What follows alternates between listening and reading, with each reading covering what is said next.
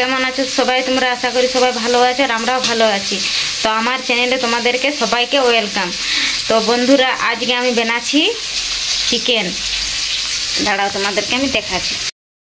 তো এই যে চিকেনটা আমি ভালো করে ধুয়ে নিয়েছি, কাটিয়ে নিয়েছি। আজকে গোটা আনা হয়েছিল, কারণ দোকানে মেশিনটা খারাপ ছিল, সেই কারণে আজ গোটা আনা হয়েছিল। আর এধারে পেঁয়াজ, লঙ্কা, টমাটোর কাটা আছে, এধারে রসুন, লঙ্কা রসুন আদার পেস্ট করা আছে, এধারে ধনিয়া পাতা কাটা আছে, গোটা রসুন আছে। তো আমি আজকে বানাবো চিকেন। তো চলো তোমরা ভিডিওটা পুরো দেখো।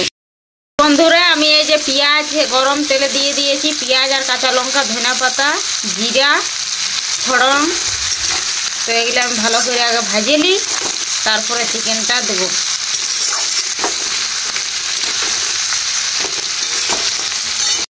তো বন্ধুরা, আমি মশলার সাথে মাংসটা ভালো করে কষাবো, ভালো করে কষাই নেব।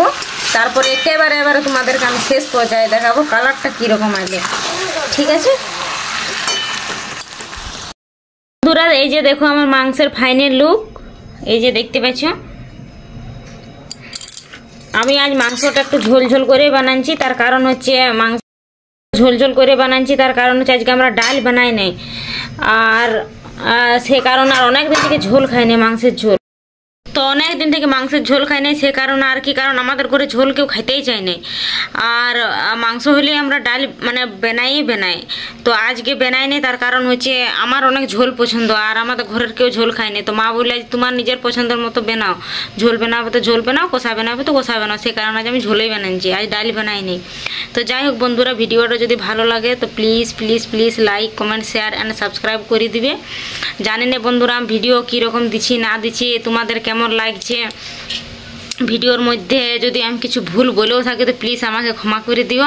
এখন নতুন আমি ভিডিও বানাচ্ছি, মানে আমার প্রচণ্ড কষ্ট হয় ভিডিও বানাইতে, তাও আমি মানে সব কিছু কষ্ট মাথায় নিয়ে তোমাদেরকে ভিডিও দিই, যে তোমরা আমাকে একটু ভালোবাসা দিও। তো প্লিজ বন্ধুরা, সবাই আমাকে সাপোর্ট করো। আর যদি কিছু ভুল হয়ে থাকে আমি আবারও বলছি, ক্ষমা করে দিও। তো সবাই ভালো থেকো, সুস্থ থেকো। দেখা হচ্ছে নেক্সট ব্লগে। সবাইকে বাই বাই।